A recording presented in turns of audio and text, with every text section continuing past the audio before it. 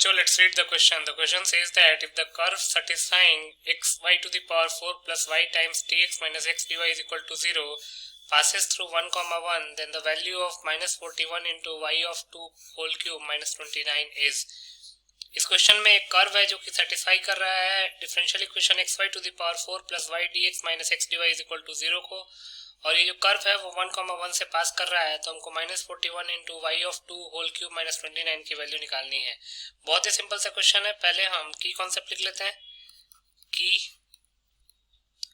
Concept तो लिख सकते हैं for linear differential equation. Linear differential equation का फॉर्म कैसा होता है? That is dy by d x plus py is equal to q. Solution is y into integrating factor, if का मतलब होता है integrating factor is equal to integral q into integrating factor dx plus c, where if is integrating factor और integrating factor निकालने का formula क्या होता है? e to the power integral p dx। दूसरा इंटीग्रल 1 अपॉन x dx होता है log x plus c के इक्वल, और integral x to the power n dx होता है x to the power n plus 1 upon n plus 1 plus c के equal. तो इन दोनों की कॉन्सेप्ट्स को यूज करके इस क्वेश्चन को सॉल्व कर लेते हैं। तो लिख सकते हैं given differential equation DE is xy to the power 4 plus y times dx minus x dy is equal to 0। Question में ही दे रखा है xy to the power 4 plus y dx minus x dy is equal to 0। तो इसको हम क्या लिख सकते हैं? x dy upon dx is equal to xy to the power 4 plus y। यहाँ से dy upon dx क्या हो जाएगा? dy upon dx हो जाएगा xy to the power 4 upon x, तो ये हो जाएगा y to the power 4 plus y upon x, तो ये हो जाएगा 1 upon y to the power 4 d y upon d x minus 1 upon x y cube is equal to 1। अब let minus 1 upon y cube को हम m मान लेते हैं। माइनस 1 अपॉन वाई क्यूब को m मानेंगे तो d m upon d x क्या हो जाएगा? D m upon d x हो जाएगा 3 upon y to the power 4 into D y upon d x. ये d m upon d x आ गया, तो ये जो इक्वेशन है वो किस में चेंज हो जाएगा? ये हो जाएगा 1 upon 3 d m upon d x plus m upon x is equal to 1 में। इसको फर्दर अगर हम सिंप्लीफाई करें तो ये हो जाएगा d m upon d x plus 3m upon x is equal to 3 में। अब ये एक लीनियर डिफरेंशियल इक्वेशन है। लीनियर डिफरेंशियल इक्वेशन, क्योंकि ये dy by d x plus p y is equal to q के फॉर्म का है, तो यहाँ पे इंटीग्रेटिंग फैक्टर निकालेंगे तो हो जाएगा e to the power integral p dx, और p है यहाँ पे 3 अपॉन x dx, तो ये हो जाएगा e to the power 3 ln x, क्योंकि 3 कांस्टेंट है तो बाहर आ जाएगा, और 1 अपॉन x का इंटीग्रेशन हो जाता है x के रिस्पेक्ट में ln x, तो ये हो जाएगा e to the power ln x cube. अब ln का मतलब है कि बेस e होगा, और e to the power log x cube base e हो जाएगा x क्यूब के इक्वल, तो इंटीग्रेटिंग फैक्टर आ गया x क्यूब के इक्वल। तो यहाँ से हम लिख सकते हैं therefore solution will be y, यहाँ पे y m का काम कर रहा है, m इंटू इंटीग्रेटिंग फैक्टर है x cube is equal to integral q यहाँ पे क्या है 3 into integrating factor is x cube dx plus c, तो हो जाएगा mx cube is equal to 3 constant है बाहर आ जाएगा x to the power 4 upon 4 plus c।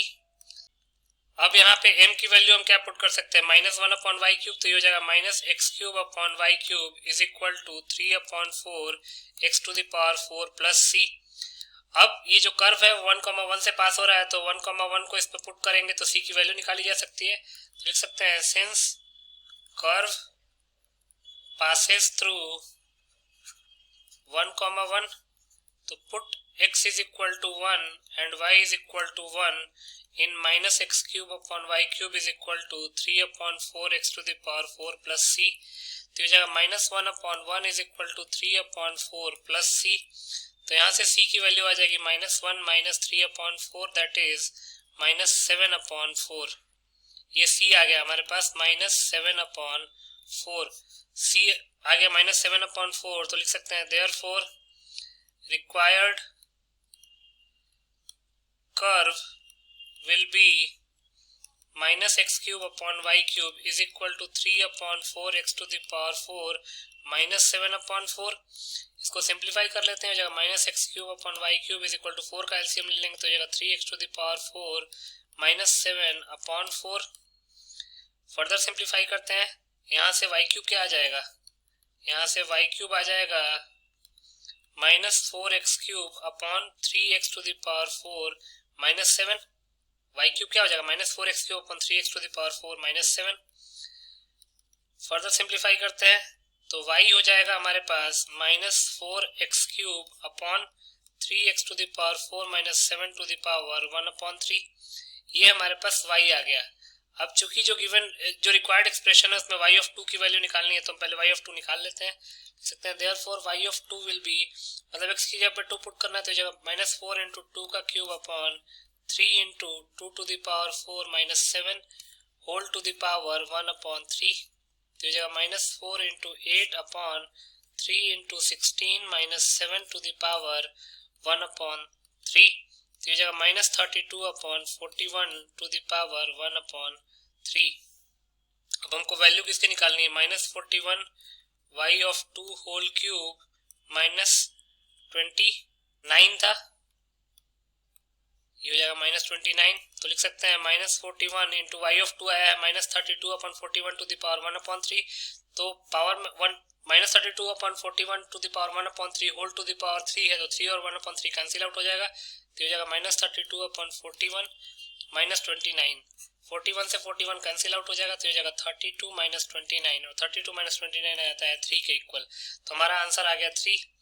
तो यहाँ से हम लिख सकते हैं hence 3 is the required value of -41 y(2) whole cube -29. So 3 will be the final answer. I hope you understood it well. Best of luck.